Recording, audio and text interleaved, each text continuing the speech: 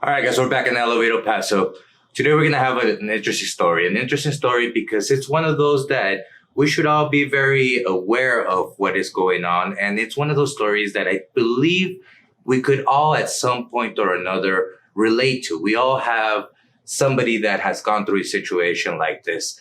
For this today, we're going to be speaking to a friend of mine that we were just off camera talking about how it's been 22, 23 years since we met each other. Yeah, 22, 23 years. Let me introduce you guys to Joel Ojeda. Ojeda? And Joel is the bearded ref. The bearded ref. Yeah, I got that nickname. I guess we'll get into it a little bit more right now in detail. But yeah, my beard was longer, but we'll talk about that right now. Yeah, bearded ref. So Joel and I met when we were just kids, actually. I was 16, he was 18. Yeah. And we worked at Sunland Park Mall.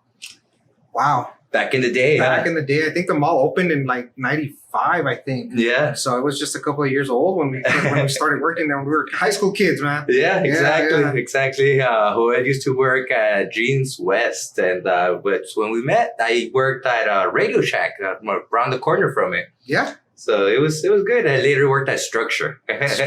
Wow, that brings back memories. Structure. Yeah. Wow. It was really cool clothes too. Yeah, it was. It really was. So many years later, you got married and had a child. Tell me a little bit about this and tell me how we've gotten to the point where we're at now. Yeah, most definitely, brother. First of all, I just want to say thank you for allowing me to be on your show. Like you're mentioning, it's pretty cool to kind of catch up on old memories, and we're not getting any younger, Right. but we're still here and we're kicking, we're alive. Yes, I got married a couple of years ago, and unfortunately the marriage didn't work out, but I did have a little girl, Mia. She was born in July 19th. Actually, her birthday is going to be coming up on Sunday. She was born July 19th, 2015. It was a regular, there was really no complications. It was a regular birth. She was, healthy, for what we thought. Everything was well with her. She grew up being a happy little girl, and, her mom and I, we had shared custody, and she was just a happy little girl.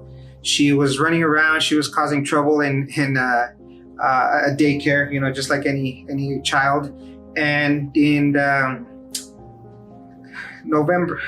September of 2017, we thought she was constipated, and we ended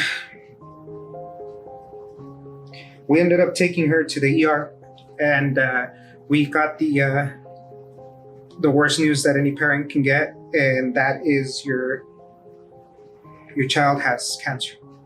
And I'm sorry, brother. I'm sorry. No, I understand. I mean, it's a situation that is something that nobody expects. It's very hard to go through. Just a few weeks ago, less than about a month and a half ago, my mother passed away from cancer as well.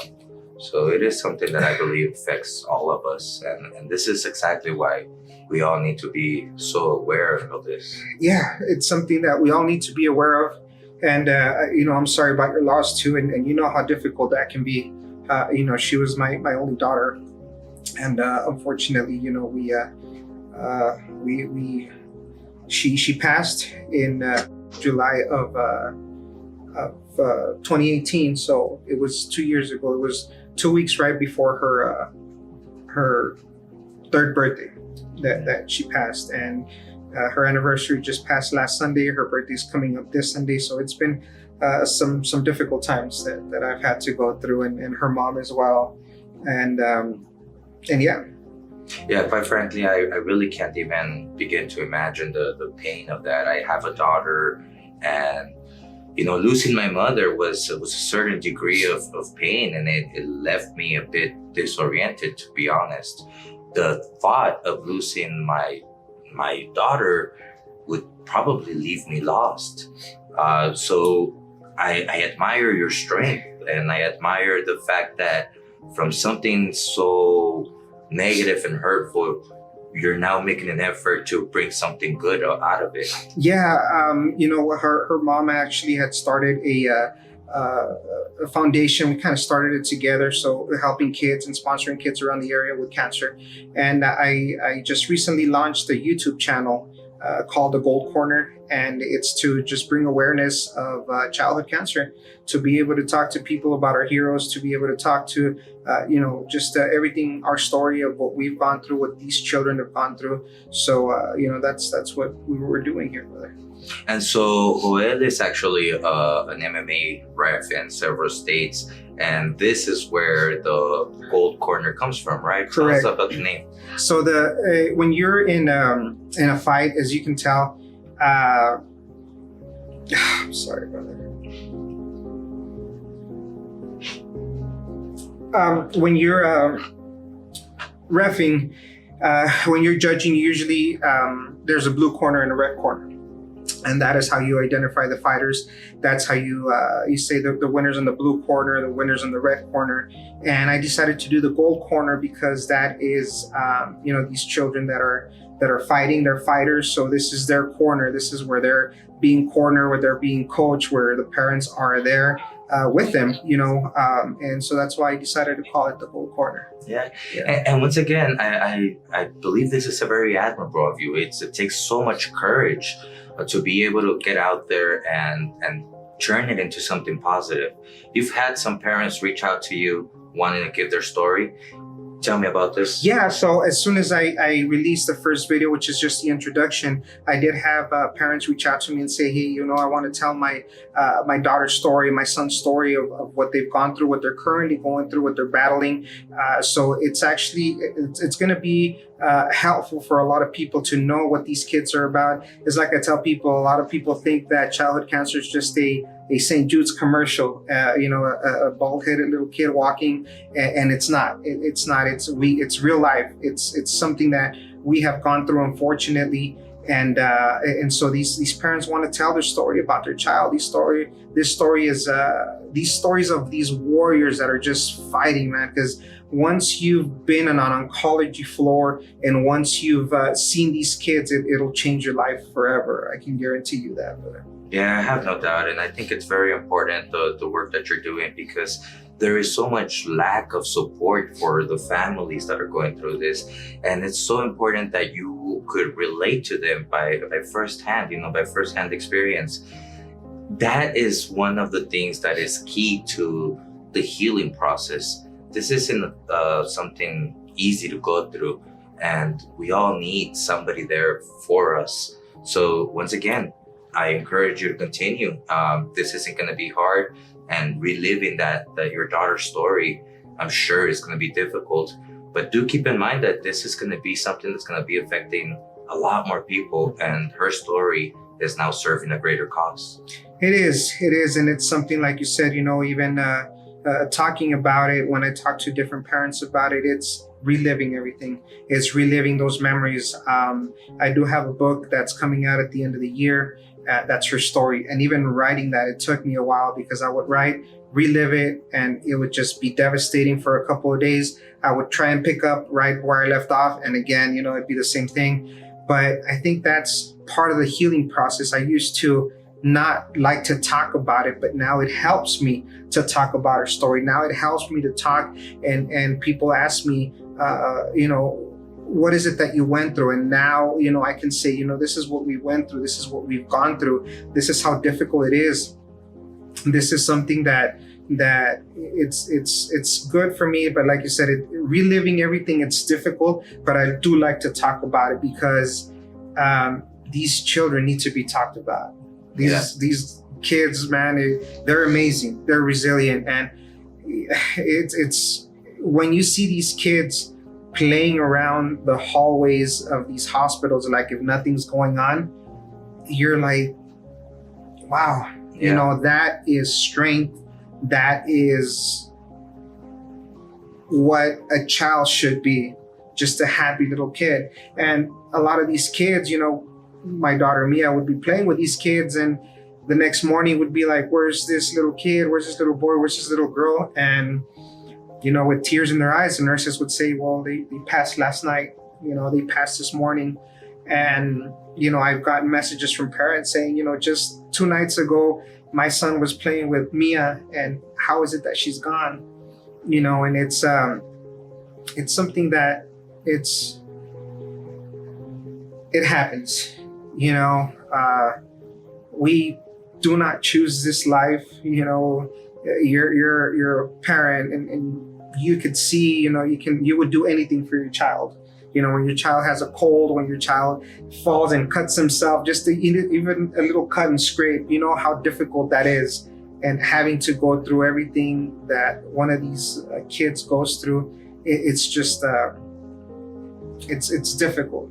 But just like you were saying, like you were mentioning, all these parents that have reached out to me that want to tell their story is because they just feel the need to speak about their child as they were, to tell people, this was my child, to remember their child and remember, the fight that happened. And in turn, I know this could be, I remember when I was going through the battle with Mia, her mom and I would sit down and people would come up to us and say, hey, we would like to talk to you about this. And for me personally, and I know that this sounds kind of rude, I would be like, well, do you have a child that has gone through cancer or, a child that passed away? And they would be like, no.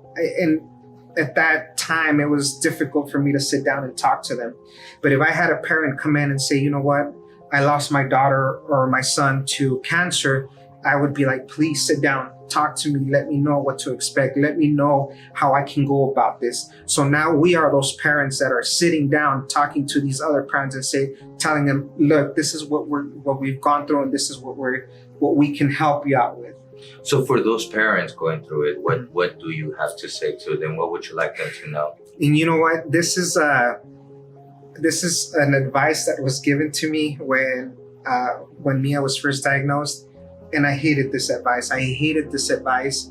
But now I knew that it was the best advice that I could have gotten. And what they told me is spend every second that you can with your son or daughter. Cherish the little moments.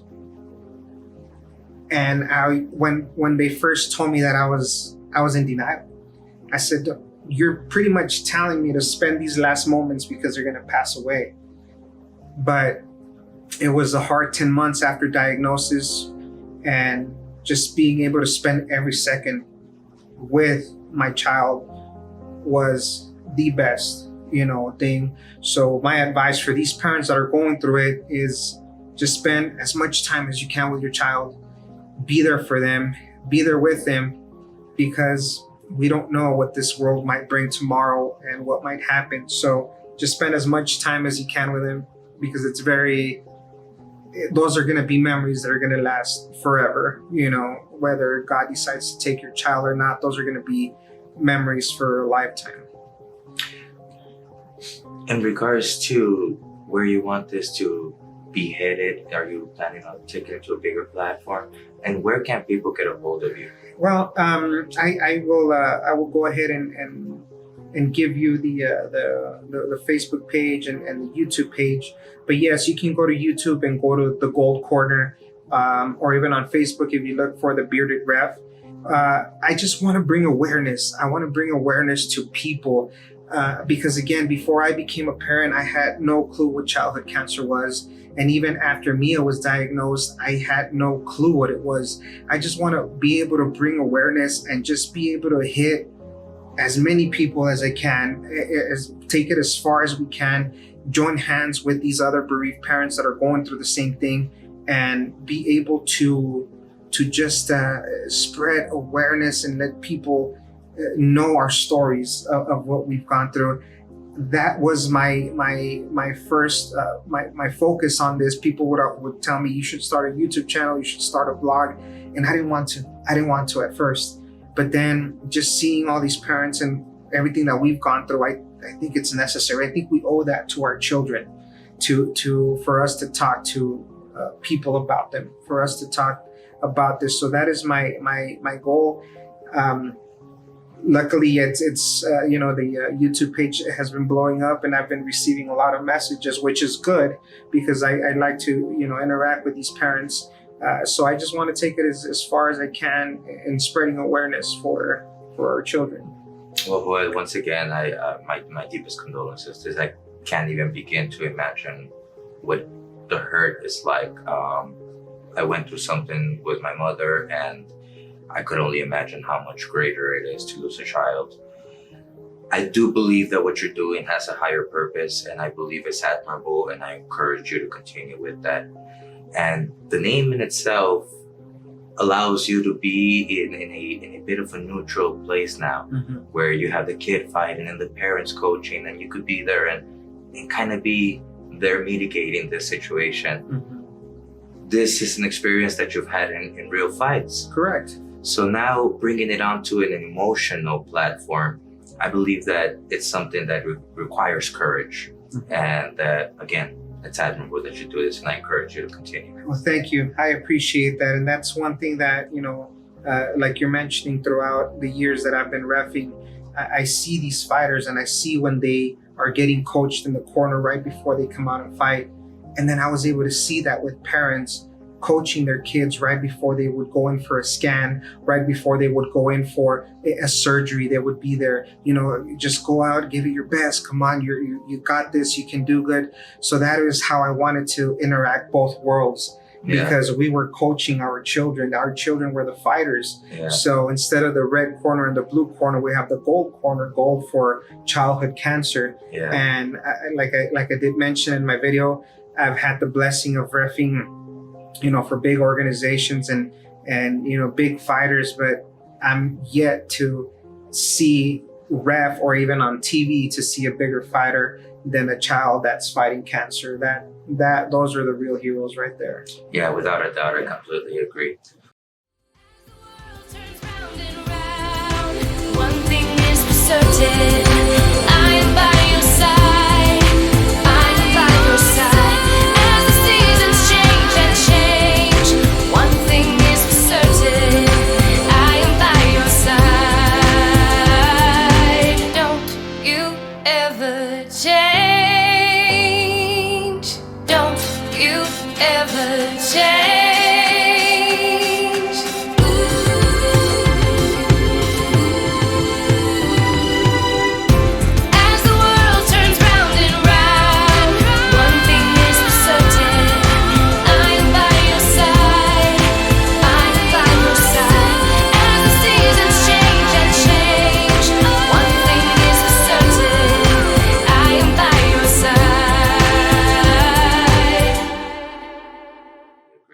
So we talked about two worlds that you're involved in, and we've definitely gone over one. Let's talk about the other one. Okay. Tell me about reffing and about the fighting. Where's that taking you? Well, I grew up being a fan. I grew up doing martial arts, and I actually, before I started reffing MMA, I was reffing football. I did high school football for about 12 years until grappling, my knee gave out and I wasn't able to ref. And just being a fan of the sport, I was looking at it and I said, I wonder what it would take to become an MMA referee. And of course, Google gives you all the answers. So I found out that Herb Dean and Big John McCarthy both have academies in California, and you have to apply and you have to pass certain requisites to be able to be accepted into that. And I applied, and I didn't think I was going to get accepted, but in 2014, I got the call and I got accepted into Herb Dean's school of referee. So I went over there in May of 2014. It was pretty difficult. Was it? Oh yeah, it is. I mean, not only do you have to know all the rules, you actually have to go through certain techniques. You have to know the sport. You're basically, grappling with fighters. You're telling these coaches, Herb and all his coaches, what you're doing, how to get out of certain situations. So it's a pretty intense course. And luckily I was blessed to be able to pass the course. And in 2014, I received my license from Herb Dean, and I have been reffing since. I believe we did some fights together in about 2015, maybe 2016. Yeah. At the Socorro Entertainment Center, right? You were there? King of the Cage, that's right. And I was about 1 or 2 years in. And that's kind of how I started there, And now I'm blessed to be reffing in Colorado, New Mexico, Texas. I've been able to do, LFA. I've been able to do big organizations, televised fights. So it's kind of, it comes with experience. It really does take quite a bit. It took me about 4 years to be able to do my first televised fight. Wow. So it does take quite a bit, and it's pretty much you get scouted. And if the state likes how you ref, and they call you for the big fights, they call you for these important fights. So it's been now 6 years now that I've been doing this, and I love the sport. I love being the third man in the cage. It's the best seat in the house. And are they keeping you busy? They've been keeping me busy. Of course, unfortunately, with this whole COVID thing, right, everything just kind of fell apart. But yes, pretty much probably about all of 2019, I was pretty much every weekend heading out. Colorado kept me extremely busy. I was up in Colorado at least twice a month, doing fights, West Texas and all over New Mexico, and under other reservations, that I do fights with. So yeah, they were keeping me pretty busy. So awesome. Almost every week I would live the airport life, or the driving life, the hotels. So I'm looking forward to that. Whenever it reopens again. Right? Whenever we get back at it. Yeah. Looking forward to that. Go ahead. Any last words before we let you go? I just wanted to thank everybody. Thank you once again, Caleb. And again, please follow my pages, my Facebook page, The Bearded Rev, my YouTube channel, The Gold Corner, and just so you can hear the stories about these children, about these warriors that are going through everything. And if you're going through something bad in life, just remember that there may be pain in the night, but joy does come in the morning. If I can sit here and tell you that things do get better after having lost my only child, it's because things do get better. Unfortunately, we live in a world right now we don't know where it's headed. It's difficult, and just being out at any store is scary now. But just wanted to thank everybody. Thank you for following me on my social media, and just thanks a lot. And it's good to know, guys, that no matter the situation that you're in, you're not alone.